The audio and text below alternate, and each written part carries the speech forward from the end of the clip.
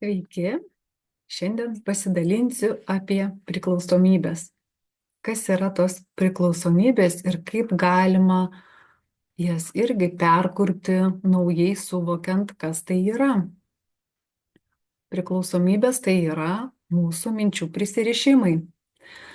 Mes prie daug ko esame prisirišę, ne tik tie prisirišimai yra prie alkoholio, rūkymo, tam tikrų medžiagų, psichotropinių, bet ir prie paprasčiausių dalykų, tai prie maisto didelio kiekio, prie kavos, prie kažkokių senų įpročių, kuriuos nuolat taip pat darome ir nenorime keisti.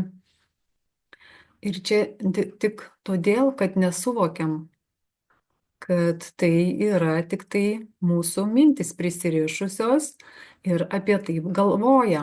Ir kaip tai lengvai pakeisti savyje, kai tu supranti, kad tu esi sąmoningas žmogus, kad tu esi sąmonė žmoguje, ta fizinis kūnas ir neregima, subtili energetinė erdvė tavyje aplink tave.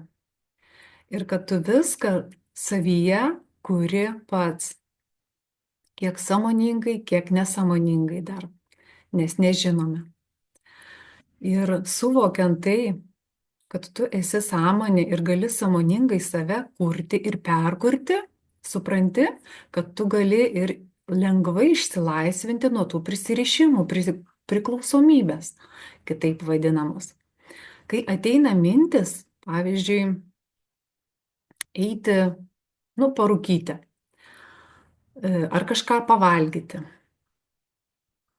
Tada tu supranti, kad tai atėjo mintis iš tavo senosios sąmonės, bet tu supranti, kad tu pats jas gali ir perkurti. Atėjo mintis, bet tu nesusitapatini su mintimis, nes tu žinai, kad tu jas kuri ir kad gali pakeisti. Ir tiesiog nukreipi tą akimirką dėmesį kitur. Pavyzdžiui, daryti atsispaudimus, daryti, šokinėti vietoje, tol, kol tau praeina noras. Nepraeina noras, eik dar kažką kitko veikti. Ir tada tu nukreipsi savo dėmesio energijas, tai reiškia mintis į kitą veiklą, į kitą dalyką ir nebenorėsi jau. Ir kaip sako, daryk tą patį 21 dieną ir tau tai taps įpročiu. Tai ir kiekvieną dieną sąmoningai ateina tos mintis, jūs jas stebit ir žinot, kad galite pakeisti. Ir sakot savo, kad aš dabar nenoriu rūkyti ar gerti kavos. Kavos prisirišimas lygiai tokia pati priklausomybė kaip ir visos kitos. Arba valgyti, kai tik tai laisvos mintis, nuo kažko neveikiam nieko ir tada, ką čia užvalgyti. Nors mūsų fizinis kūnas visiškai nenori valgyti, čia tiesiog mūsų minčių prisirišimas. Ir irgi lygiai taip pat kažkokią susikuri naują veiklą, kažką naujo veiki ir praeina tas noras, nes tu nukreipi savo dėmesio energiją kitur, savo mintis nukreipi kitur. Ir taip po truputėlį laisviname save iš įvairių prisirišimų.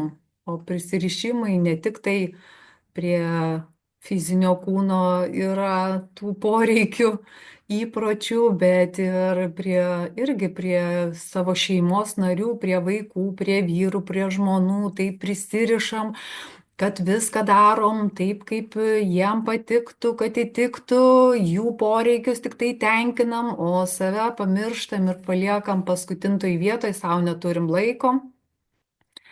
Tai čia irgi prisirišimas, kai mes prie kitų prisirišam, bet tada patys nekuriam, savo neskirdami laiko net pailsėti, net atsipalaiduoti, susitelkti į save,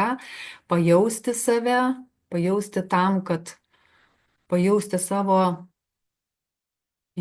pojūčius įvairius, tą jausminę sąmonę savyje stiprinti ir atrasti tą ryšį su subtiliu neregimuoju pasauliu, kuris yra mūsų dalis, ne tik fizinis kūnas, bet ir mūsų subtilusis neregimasis pasaulis, mūsų vidinėje ašyje, sąmonės tam kanale, kitaip vadinamam, aplink mus visur yra mūsų dalis, visuma mumise ir mes turime norėti ir apsispręsti ją pažinti ir tada labai lengva kurti su ta visuma savyje, kai tu žinai, kuo pasitikėti, kuo tikėti savyje.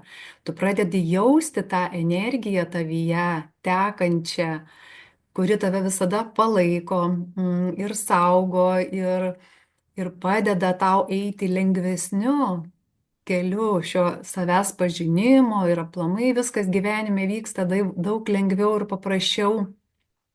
Ir tu niekada nesi vienas, tu nesijauti vienas, nes tu savyje jauti tą visumo šaltinį, dievišką energiją, kaip norite jūs ją taip ir pavadinkite. Svarbiausia, mes turime ją pajausti savyje ir tada su ją kurti yra daug paprasčiau. Bet mes turime savyje tą laiptelį po laiptelio eiti ir keistis.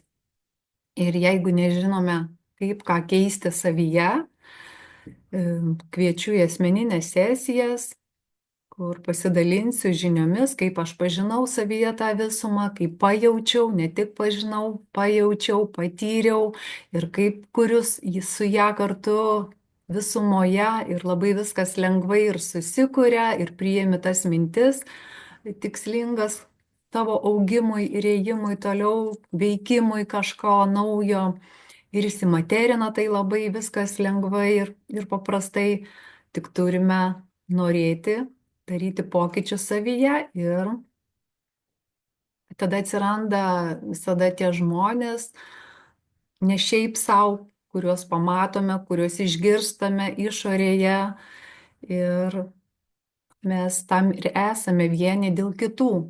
Tas žmogus, kuris yra pažinęs savyje visumą, jaučia ją ir kuria su ją ir pasidalina tuo su kitais, kad kiti tą savyje visumą atrastų ir kurtų su ją kartu. Todėl, kam įdomu savyje atrasti ir kurti visumoje, kviečiu į asmeninės sesijas.